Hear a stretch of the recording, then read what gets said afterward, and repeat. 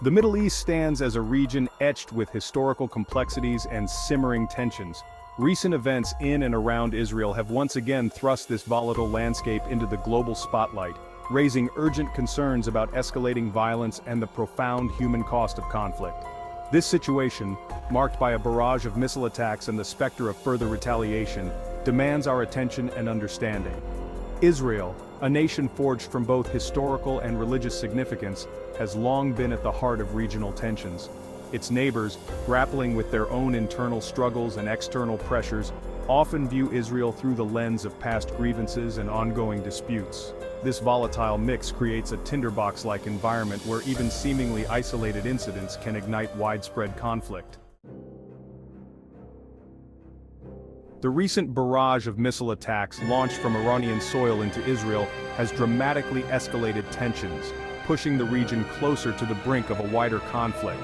Over 100 ballistic missiles, capable of traveling vast distances and carrying significant destructive power, rained down on Israeli cities and towns.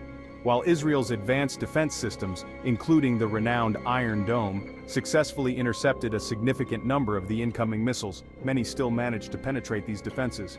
The impact of these missiles, striking both military and civilian targets, has left a trail of destruction and fear in its wake. The piercing sound of air raid sirens, a chilling reminder of the ever-present threat, has become a haunting soundtrack to daily life for many Israelis. The constant fear of sudden violence, the uncertainty of when and where the next missile might strike, has created an atmosphere of anxiety and apprehension. The human toll of this conflict extends far beyond the immediate casualties and physical destruction. On both sides of the divide, ordinary people find themselves caught in a web of fear, uncertainty, and loss. In Israel, families huddle in bomb shelters, seeking refuge from the relentless missile attacks. Parents struggle to comfort their terrified children, explaining the unexplainable and trying to maintain a semblance of normalcy amidst the chaos. Across the border, in the Gaza Strip, a sense of despair permeates the overcrowded streets. Years of conflict and economic hardship have left the population vulnerable and exhausted. Section 4. Navigating the complexities, perspectives on the crisis. Understanding the current crisis requires acknowledging the deeply held perspectives and grievances of all parties involved. Israel, invoking its right to self-defense, views the missile attacks as an act of aggression that demands a firm and decisive response.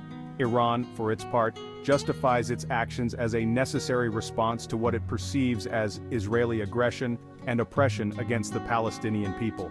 Caught in the middle of this geopolitical chess match are the Palestinian people, aspiring for their own independent state and an end to decades of occupation and conflict.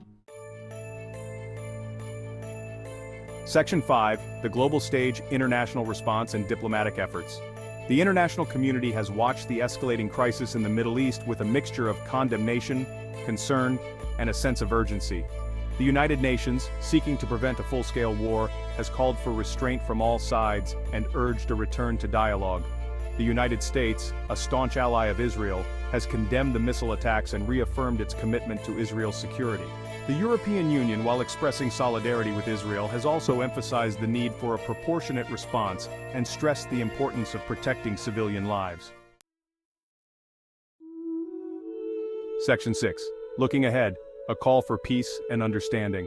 As the crisis in the Middle East continues to unfold, one thing remains tragically clear: violence begets violence, and the cycle of hatred and retribution will only perpetuate more suffering. The path forward, though fraught with challenges, must be paved with dialogue, empathy, and a shared commitment to peace. We must demand that our leaders prioritize diplomacy over military action, seeking peaceful resolutions that address the legitimate concerns of all parties involved. We must amplify the voices of moderation and reason, those who understand that true security lies not in walls and weapons, but in bridges of understanding and mutual respect. Let us approach this crisis with empathy and compassion, seeking to understand the pain and suffering of all those affected, regardless of their nationality, religion, or political persuasion.